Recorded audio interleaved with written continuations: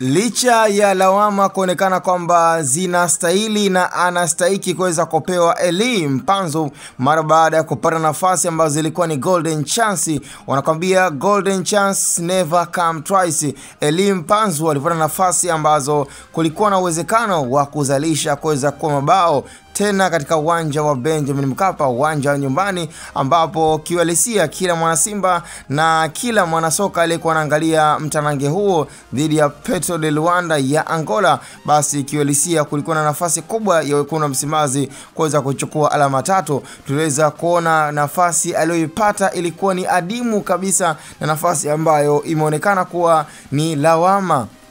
na haitakuja kusaulika hata kama klabu ya Simba hawatakuwa na nafasi ya kufuzu kwenye hatua ya robo finali, lakini bado inaonekana kuwa ni kumbukizi ambayo kwa Elie Mpanzu itaendelea kuwepo. Ni kwamba alipata nafasi ambayo ameshindwa kuitumia, na mpaka muda huu lawama zimeshaanza kuwa ni nyingi kwa Elie Mpanzu, wakianza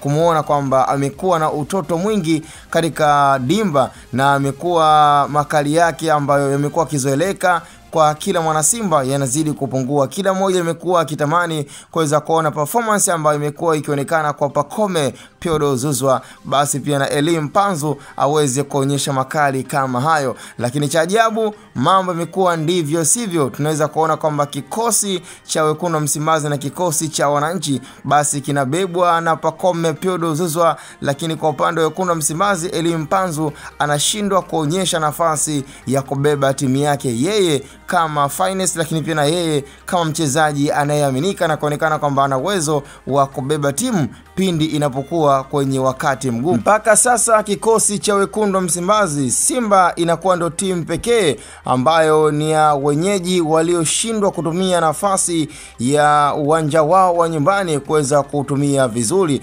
Tumeweza kuona kikosi cha Al Hilal ya Sudan dhidi ya MS Alger wakiweza kuwatwanga goli 2-1. Tumeweza kuona Mamelodi Sundowns dhidi ya FC Lupopo, huku Mamelodi wakishinda goli 3-1. Kikosi cha Yanga dhidi ya AS FAR Rabat, Yanga wakishinda goli 1, lakini pia klabu ya Al Ahly ya Misri dhidi ya JS Kabylie ambapo goli 4-1 zimeweza kupatikana. Klabu ya Pyramids ambao wameweza kuwafunga Rivers United magoli 3-0, lakini RS Berkane dhidi ya Power Dynamo ambapo wameweza kushinda goli 3-0. Lakini klabu ya Simba dhidi ya Petro de Luanda imeshindikana na imeonekana kuwa ni vigumu sana, na mpaka muda huu wanachama wa kikosi cha wekundu wa Msimbazi na hata viongozi mbalimbali wameshaanza kuona kwamba kuna asilimia ndogo sana ya wekundu wa Msimbazi kuingia kwenye hatua ya robo finali michuano ya klabu bingwa. Hakika wanakwambia maji na mafuta yatapojichanganya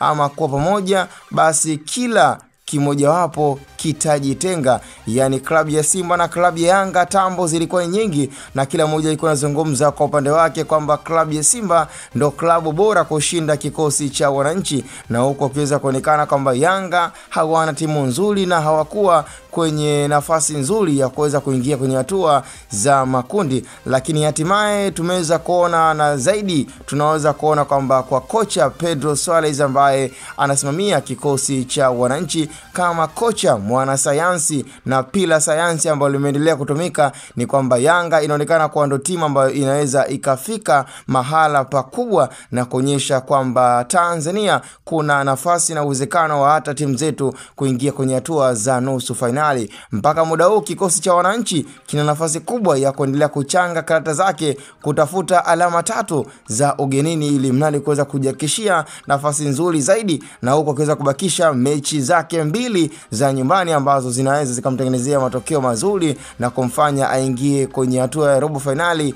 moja kwa moja. Sasa cha msingi sina la ziada, ila tukutane kwenye upande wa comment ambapo kila mmoja kwa hivi sasa mwana Simba ameendelea kukatishwa tamaa na kuona kwamba kuna nafasi ndogo ya klabu ya wekundu wa Msimbazi kuingia kwenye hatua za robo finali. Tukutane kwenye upande wa comment, na hii ni Hatboy Media.